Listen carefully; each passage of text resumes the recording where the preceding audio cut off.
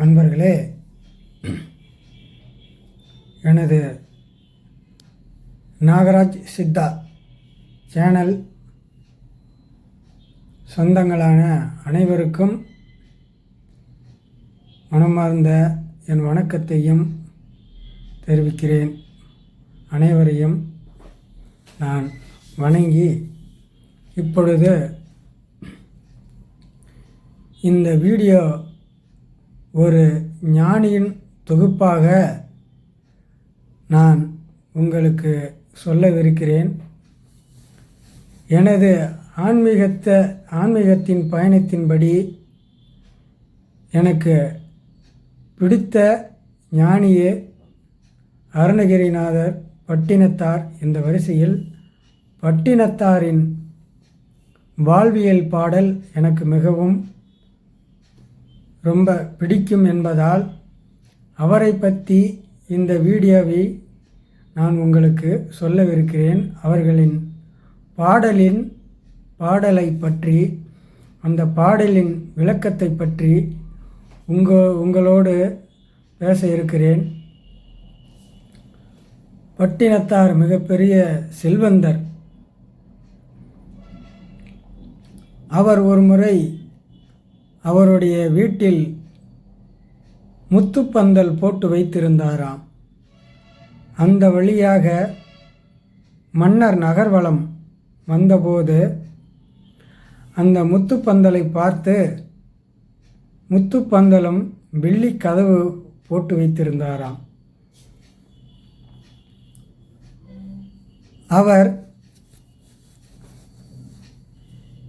அவர் செல்வந்தர் என்றால் பண்டமாற்று செல்வந்தர்.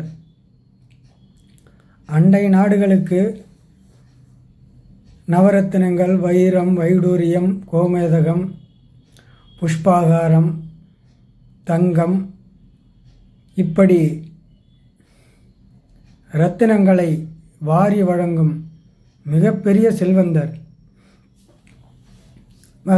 மன்னர் நகர்வலம் அந்த வழியாக வந்தபோது வெள்ளி கதவும் முத்துப்பந்தலும்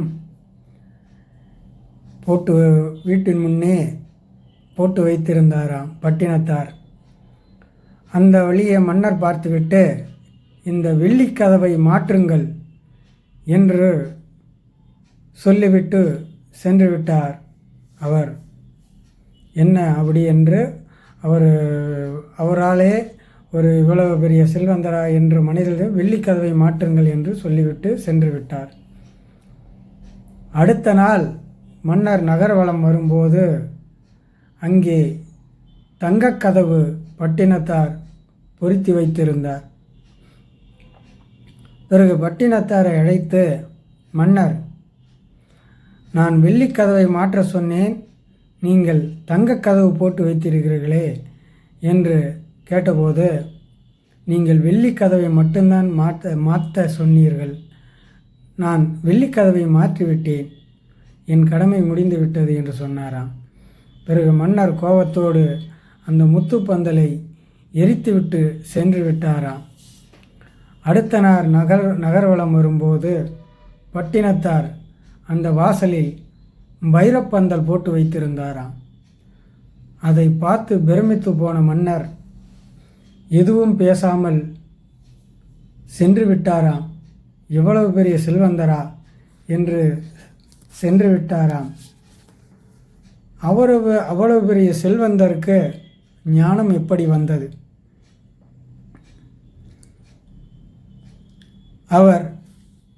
அவருக்கென்று ஒரு மகன், பட்டினத்தாருக்கு ஒரு மகன். அவன் வீட்டிலே சும்மாகவே இருந்தபொழுது அவன் சொன்னான், என்னை விட செல்வந்தர் உலகத்தில் யாரும் இல்லை. நானே செல்வத்தில் சிறந்தவன் என்ற வகையில் பட்டினத்தார் இறந்த பொழுது, இறைவனே மகனாக பிறந்து மருதனாக வந்து பட்டினத்தாரை ஞானமாக்க எண்ணி ஞான மார்க்கமாக என்ன செய்வதென்று மகனாக பிறந்து வந்து அங்கே இருந்தபோது மகன் கேட்கிறான் பட்டினத்தாரை பார்த்து, அப்பா, நான் பொருள் திரட்ட அயல் நாடுகளுக்கு செல்ல வேண்டும், உத்தரவு கொடுங்கள் என்று கேட்டபோது, மகனே, இங்கே அளவு கடந்த செல்வம் என்னிடம் இருக்கிறது. இதை விட்டுவிட்டு எண்ணில் அடங்காத செல்வம் என்னிடமே மலை போலும் இப்படி குன்று போலும் குவிந்து கிடக்கின்றன. நீ போய் பொருள் திரட்டி வருகிறாயா? எனக்கு நீ வீட்டிலேயே இரு. உன்னால் இது ஆகாத கதை, உன்னால் செய்ய முடியாது என்று மகனிடம் கூற, இல்லை தந்தையே, நான் பொருள் திரட்டி வருகிறேன் என்று பிடிவாதமாக மகன் கூற, என்ன இப்படி சொல்கிறானே என் மகன், சரி சென்று வா என்று அனுப்பினார். பிறகு பட்டினத்தாரின் மகன் மருதன் திரும்பி வரும்பொழுது மூட்டை மூட்டையாக பட்டினத்தார் வீட்டில் வந்து இறக்கி வைத்தான் மகன். அப்போது பட்டினத்தார் மிகவும் சந்தோஷப்பட்டார்.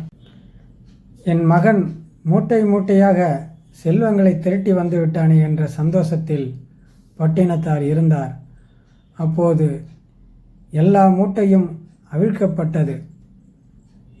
அப்பொழுது பட்டினத்தாரின் மகனின் தோழன் ஒருவன் போய் கூறுகிறான், அப்பா, மருதகாசன் வெறும் தவிடையும் வரட்டியுமே கொண்டு வந்திருக்கிறான். இது செல்வம் என்று நீங்கள் சந்தோஷப்படுகிறீர்கள். வரட்டியையும் தவிடையும் கொண்டு வந்திருக்கிறான். வெறும் வரட்டியை மட்டுமே கொண்டு வந்திருக்கிறான், எருமுட்டையை மட்டுமே கொண்டு வந்திருக்கிறான் என்று, காய்ந்த சாணங்களை மட்டுமே கொண்டு வந்திருக்கிறான், வரட்டியை கொண்டு வந்திருக்கிறான் என்று சொல்லும் பொழுது, என்ன அப்படியா கொண்டு வந்தான் மருதகாசன் என்று கோபத்தோடு அந்த மூட்டைகளெல்லாம் பிரித்து பார்க்கிறார் பட்டினத்தார். அனைத்துமே வரட்டியாக இருக்கிறது. கோபத்தோடு தன் மகனை பார்த்து ஏசுகிறார். மகன் புண்படும்படியாக ஏசுகிறார். உன்னால் எதுவும் செய்ய முடியாது, பொருள் திரட்ட முடியாது, எதுவுமே உன்னால் செய்ய முடியாது என்று மகனை கண்டபடி ஏசுகிறார். நீ எதற்கும் கையாளாகவன் என்று, இந்த ஒரு பொருளை கூட உன்னால் திரட்டி வர முடியவில்லை, வரட்டியை திரட்டி வந்து விட்டாய் என்று மகன் புண்படும்படியாக, மகன் அழும்படியாக, மருதகாசன் அழும்படியாக அவர் திட்டிவிட்டார். மகனின் மனது நொந்து போய்விட்டது. பிறகு மகன் ஒரு 5-6 வரட்டியை எடுத்து கொண்டு போய் தந்தையின் அருகில், தந்தையே, நான் கொண்டு வந்த செல்வம் என்று சொன்னான். சொல்லி கொடுத்து விட்டான். கொடுத்து விட்ட பிறகு அதை அப்படியே ஒரு ஓரமாக வைத்து விட்டார். பிறகு தாயிடம் சென்று சில வரட்டிகளை கொடுத்து, அம்மா, தந்தை என்னை எவ்வளவோ திட்டிவிட்டார், நான் செல்கிறேன், என்னால் இங்கு இருக்க முடியவில்லை என்று சொல்லி சில வரட்டியை தாயிடம் கொடுத்து, இது தந்தையிடம் கூடம்மா என்று சொல்லிவிட்டு கிளம்பிவிட்டான். தாய் எவ்வளோ கூப்பிட்டும், இல்லை, நான் கிளம்புகிறேன், நான் வருகிறேன் என்று சென்று விட்டான். பிறகு மனைவி பட்டினத்தாரிடம் சென்று, சாமி, இப்படி செய்து விட்டீர்களே, நமது புதல்வன் கோபித்து கொண்டு எங்கே செல்கிறான், ஏன் இப்படி செய்தீர்கள் என்று சொன்னவிடான். ஆமான், அவன் வரட்டியை கொண்டு வந்து என்னை ஏமாற்றி விட்டான். இல்லை சாமி, இந்த 5 வரட்டியையும் உங்களிடம் தர சொன்னான் என்று சொன்னவுடனே பட்டினத்தார் வாங்கி கோபத்தோடு அந்த வரட்டியை கீழே வீசினார். வீசியவுடன் ஒரு வரட்டியில் நவரத்தினங்களும் அப்படியே சிதறி போயிருந்தது, உள்ளுக்குள்ளே புதைந்து போயிருந்தது. இன்னொரு வரட்டியை உடைத்தவுடன் முத்துக்களாக அப்படியே உதிர்ந்தன. இன்னொரு வரட்டியை போட்டு உடைத்தவுடன் வைரங்களாக உள்ளே இருந்து வெளிப்பட்டது. இன்னொரு வரட்டியை உடைத்தவுடன் தங்கமாகவும் இன்னொரு வரட்டியை உடைத்தவுடன் மரகதங்களாகவும் நவரத்தனங்களாகவும் ஒவ்வொரு வரட்டியில் வெளிப்பட்டது. உடனே பட்டினத்தார் சென்று அந்த மூட்டையில் இருக்கின்ற எல்லா வரட்டியையும் போட்டு உடைக்கிறார். உள்ளுக்குள்ளே வரட்டியின் உள்ளே ரத்தினங்களும் வைரங்களும் வைடூரியங்களும் கோமேதகங்களும் மாணிக்கங்களும் அப்படியே குவிந்த வண்ணமாக ஒவ்வொரு வரட்டியிலும் உள்ளுக்குள்ளே பதுக்கி வைக்கப்பட்டிருந்தது. உடனே புலம்புகிறாள், அழுதுகிறாள். தன் மகனை பேசிவிட்டேனே, செல்வத்துக்காக இப்படி தன் மகனை புண்படியாக பேசிவிட்டேனே என்று புலம்புகிறார். தன்னை ஏசுகிறார். ஐயோ என்று தலையிலே அடித்து கொள்கிறார்.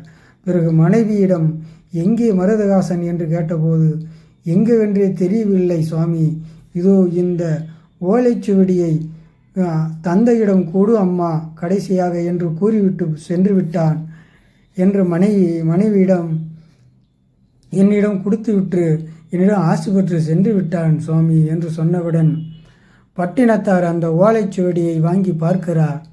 அதிலே மருதகாசன் தன் மகன் எழுதியிருக்கிறான். காதற்ற ஊசியும் வராதே கண் கடைவழிக்கே என்று எழுதியிருந்தது. ஒரு காதிருந்த ஊசியை கூட கடைசியில் நம்மால் கொண்டு போக முடியாது என்று சுட்டிக்காட்டும் வண்ணம் அவன் ஓலைச்சுவடியிலே எழுதி தந்தையிடம் காட்டு என்று சொல்லிவிட்டான். அப்போ நம்ம சேர்த்த பணம் செல்வம் எதுவுமே நமது கூட வராது என்று உதாரணம் கூடவே மருதகாசன் அந்த ஓலைச்சுவடியை தாயிடம் கொடுத்து தந்தையிடம் காட்ட சொன்னான். அந்த ஓலைச்சுவடியை பட்டினத்தார் படித்தவுடன் அவருக்கு தலையே சுற்றியது. இவ்வளவு செல்வத்துக்காக தன் மகனை ஏசிவிட்டேனே, மனம் நொந்தேனே, மகனை இழந்தேனே, இந்த செல்வத்துக்காகவா இந்த வாழ்க்கை? இந்த செல்வம் எங்கே வரப்போகிறது? மாடு வராது, கன்று வராது, கட்டிய மனைவி வரமாட்டாள், தாய் வரமாட்டாள், சொந்த பந்தங்கள் வராது, எதுவுமே நம் கூடிய வராது. அப்படிப்பட்ட இந்த வாழ்க்கையா என்று பட்டினத்தாருக்கு நாணம் பிறக்கிறது. காதருந்த ஊசியும் வராதே கான் கடைக்கே என்று மகன் எழுதிய அந்த வார்த்தைக்கு அர்த்தம் புரியாமல் அலறுகிறார். அப்போது அவருக்கு ஞானம் பிறக்கிறது. என்ன, அவர்கள் இந்த நிலையான வாழ்க்கை நிலையில்லாத வாழ்க்கைக்காக நிலையானது என்று வாழ்க்கையை என்று உணர்ந்து அடிக்கிறார்கள், உதைக்கிறார்கள், பொய் சொல்கிறார்கள், பழி வாங்குகிறார்கள். இந்த வாழ்க்கையை ஏதோ 100 வருடம் நாம் வாழப்போகிறோம் என்று எண்ணி அவனை இவன் வெட்டுவது, இவனை அவன் வெட்டுவது, பழி வாங்குவது, தேவையில்லாத பேச்சுக்களை உதிர்ப்பது, பச்சையான பேச்சுக்களை ஒருவருக்கொருவர் பேசுவது, இது நிலையில்லாத வாழ்க்கை. இந்த வாழ்க்கையே கொஞ்ச நாளைக்கு மட்டும்தான் இறைவன் கொடுத்த பரிசு. இந்த உடலும் இறைவன் கொடுத்த கடன். என்றாவது ஒரு நாள் இந்த உயிர் இறைவன் கொடுத்த பரிசு, இந்த உடல் இறைவன் கொடுத்த பரிசு, இந்த உயிர் இறைவன் கொடுத்த கடன். என்றாவது ஒரு நாள் இது அழியப் போகிறது. இந்த உடல் என்றாவது ஒரு நாள் அழியப் போகிறது. இறைவனுக்கு கடனாக கொடுத்த இந்த உயிர் என்றாவது ஒரு நாள் அவனிடம் சென்றடையப் போகிறது. அப்பா என்றும் அம்மா என்றும் இப்படி சித்தப்பா என்றும் பெரியப்பா என்றும் அண்ணா என்றும் அக்கா என்றும் தங்களை அழைத்த சொந்தங்கள் நாம் ஒரு நாள் மாண்டு கிடக்கும்போது புனமாக கிடப்போம். என்னவென்று அழைப்பார்கள் நம்மை? சொல்லு, நம்மை என்னவென்று அழைப்பார்கள்? நம்மை பிணமென்று தான் அழைப்பார்கள். தெரிகிறதா? விம்மி அழுத மனையால் வீதியோடு நின்று விடுவாள். சுற்றி அழுத சுற்றத்தார் சுடலையோடு திரும்பி விடுவார்கள். பிறகு நமக்கு வாழ்வு ஏது? உடல் ஏது? பேச வார்த்தை ஏது? நாம் ஒருபிடி சாம்பலாகி போவோம். முடிசூடா மன்னனும் கடைசியில் பிடி சாம்பலாவார் என்பது இந்த வாழ்க்கை. இந்த வாழ்க்கைக்காகவா நமக்கு இவ்வளவு ஒரு ஆதங்கம்? இந்த வாழ்க்கைக்காக தேவையில்லாத வெட்டுக்கள், குத்துக்கள், திருடு, பொய், களவு, பழிவாங்குதல், அநாகரிகமான வார்த்தைகள் இவ்வளவாக நம் வாழ்க்கையில் இறைக்கிறோம், வாழ்க்கையில் துன்புறுத்துகிறோம். இந்த வாழ்க்கையை நாம் என்னமோ இந்த வீட்டை கொண்டு போவது போலவும், இந்த வீடு என்னது, அது என்னது, அந்த வரப்பு என்னது, அந்த வாய்க்கால் என்னுடையது, அந்த நிலம் என்னுடையது, இந்த படி என்னுடையது, இந்த பாத்திரம் என்னுடையது, இந்த நகை என்னுடையது, கடைசியில் நெற்றியில் வைக்கின்ற ஒற்றை ரூபாயும் எடுத்துவிட்டு அல்லவா நம்மை புதைக்கிறார்கள். இப்படி எதுவுமே கொண்டு போக முடியாத இந்த வாழ்க்கையை இப்படி நாம் ஆழ்கிறோமே என்று பட்டினத்தார் பல பாடல்களில் அவர் எழுதி வைக்கிறார்.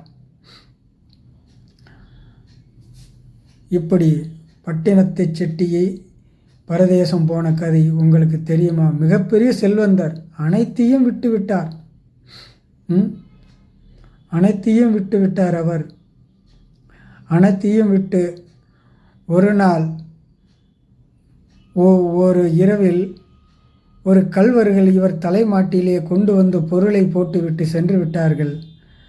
பிறகு அங்கே மன்னர் சேனைகள் வந்து பட்டினத்தார் திருடன் என்று பிடித்து அரண்மனையில் நிறுத்தும்போது அங்கே நீ இந்த பொருளை திருடினாயா என்று மன்னர் கேட்கிறார். பட்டினத்தார் சிரிக்கிறார். என்ன, பொருளை திருடிவிட்டு எகத்தாளமாக சிரிக்கிறாய், நீ எங்கிருந்து வருகிறாய் என்று மன்னர் கேட்டார். நான் கருவறையிலிருந்து வருகிறேன். எங்கே செல்கிறாய்? இடுகாட்டுக்கு. இங்கென்ன வேலை? இடையில் சிறு நாடகம். என் பொருளையும் திருடிவிட்டு நகைக்கிறாயா? இந்த பரதேசியை கொண்டு போய் கழுவில் ஈடுங்கள் என்று மன்னர் கட்டளை எடுக்கிறார். இழுத்து வருகிறார்கள். அங்கே மன்னர் சேனைகள் இழுத்து வந்து பட்டினத்தாரில் கழுமரத்துக்கு முன்னே நிறுத்துகிறார்கள். அப்பே பட்டினத்தார் அந்த கழுமரத்தை பார்த்து, மேலே இறைவனை பார்த்து அவர் புலம்புகிறார். என் செயல் யாவது யாதொன்றும் இல்லை, முன்வினையோ பின்வினையோ உன் செயல் என்றே உணரப் பெற்றேன் என்று கழுமரத்தை பார்த்து மேலே இறைவனை பார்த்து பாடும்போது கழுமரம் தீப்பிடித்து எரிந்து விட்டது. அப்படிப்பட்ட ஞானத்தை அடைந்த பட்டினத்தார் சொல்கிறார், வீடெங்கே, வாசல் எங்கே, மண் எங்கே, மனை எங்கே, இவ்வாழ்க்கை எங்கே, நிலையற்ற வாழ்க்கை எங்கே? இப்படிப்பட்ட வாழ்க்கையை சரிவர வாழாமல் உங்கள் கூடவே வருவது நீங்கள் செய்யக்கூடிய தியானமும் தானமும் தர்மமும் புண்ணியமும் மட்டுமே உங்கள் கூட வருவது. முன்வினையும் பின்வினையும் புண்ணியமும் பாவம் மட்டுமே உங்கள் கூட வரும். பிறகு யாரும் உங்கள் கூட வரமாட்டார்கள். இந்த வாழ்க்கை ஒரு நிலையற்றது. இந்த சாரீரம் என்றாவது ஒரு நாள் இல்லாமல் போகப் போகிறது. உங்கள் சுற்றி இருப்பவர்கள் யாருமே உன்னோடு இருக்க மாட்டார்கள். இந்த வாழ்க்கை ஒரு பொய்மையானது. இந்த வாழ்க்கை, இந்த உடலும் ஒரு பொய்மையானது. இப்படிப்பட்ட வாழ்க்கையில் இறைவன் உங்களுக்கு எப்படிப்பட்ட இதை கொடுத்திருக்கிறான்? மனைவியை அடிப்பது, துன்புறுத்துவது, மனைவியை திட்டுவது. எதற்காக இந்த பிரச்சனை? எதுவாக இருந்தாலும் பேசி தீர்த்து கொள்ளாமல் சண்டையிடுவது, தேவையில்லாமல் ஒரு சிறு பிரச்சனைக்காக வெட்டுக்களும் குத்துக்களும் வாய் சண்டையும் வரப்பு சண்டையும் தேவையில்லாமல் இந்த வாழ்க்கையை வீணடிக்கிற மனிதர்களே என்று பட்டினத்தார் மிகவும் அழகாக சொல்லிவிட்டு சென்றிருக்கிறார். எதையும் ஒரு பிடி சாம்பலாக போகின்ற இந்த உடல் ஒரு பிடி மண்ணை கூட கொண்டு போக முடியாது. கொண்டு போக முடியுமா? கொண்டு போயிருக்கிறார்களா? எவ்வளவு கோடி பணம் வைத்திருந்தாலும் செல்வங்களை உண்டு வாழ முடியுமா? அமைதியாக, பொறுமையாக, தெளிவாக எதையும் உணர்ந்து இறைவன் இந்த கொடுத்த வாழ்க்கையை மிகவும் தெளிவாக, அமைதியாக, பரிசுத்தமாக இந்த வாழ்க்கையை ஒருத்தருக்கு ஒருத்தர் புரிந்து நல்லபடியாக வாழ வேண்டும் என்பதே இறைவன் நமக்கு கொடுத்த இந்த வாழ்க்கை. நமது வாரிசுகளையும் நமது சுற்றத்தாரையும் மற்றவர்களையும் பிறருக்கெல்லாம் கொடுக்க வேண்டிய செல்வங்களை மூட்டை மூட்டையாக கட்டிக்கொண்டு கடைசியில் எதுவுமே இல்லாமல் பொருளை சேர்த்து அருள் இல்லாமல் போகின்ற இந்த வாழ்க்கை எதற்காக? பொறுமையோடும் அமைதியோடும் அன்போடும் அரவணைப்போடும் இந்த வாழ்க்கையை வாழ வேண்டும் என்பதற்காகவே பட்டினத்தார் பல பாடல்களை சொல்லியிருக்கிறார். அதனால் பட்டினத்தார் பாடல்களை கேளுங்கள், பட்டினத்தார் படங்களை பாருங்கள். அவர்கள் அவ்வளவு பெரிய ஞானி என்பதால் இந்த வாழ்க்கையை அவர் பட்டினத்தார் வழியில் கேட்டு வாழுமாறு அன்பர்களையும் மக்களையும் கேட்டுக்கொள்கிறேன். என்றவரை அமைதியோடும் அன்போடும் அரவணைப்போடும் தர்மத்தோடும் வாழ்வோம். கோபப்படாமலும் தேவையில்லாமல் பேசாமலும் உணர்வோடும் உள்ளுணர்வோடும் எதையும் புரிந்து வாழ்க்கையை நல்லபடியாக மக்கள் வாழ வேண்டும் என்று நான் அனைவரையும் விரும்பி கேட்கிறேன். இறைவன் நமக்கு நல்லதே கொடுக்கட்டும். முன்வினையோ பின்வினையோ இறைவனின் பாதங்களை பற்றி வாழ்க்கையை நல்லபடியாக வாழ்வோம் என்று எண்ணி பட்டினத்தாரையும் இறைவனையும் வணங்கி இந்த வீடியோவை நான் முடிக்கிறேன். இந்த வீடியோ உங்களுக்கு பிடித்திருந்தால் லைக் செய்யுங்கள். நன்றி, வணக்கம்.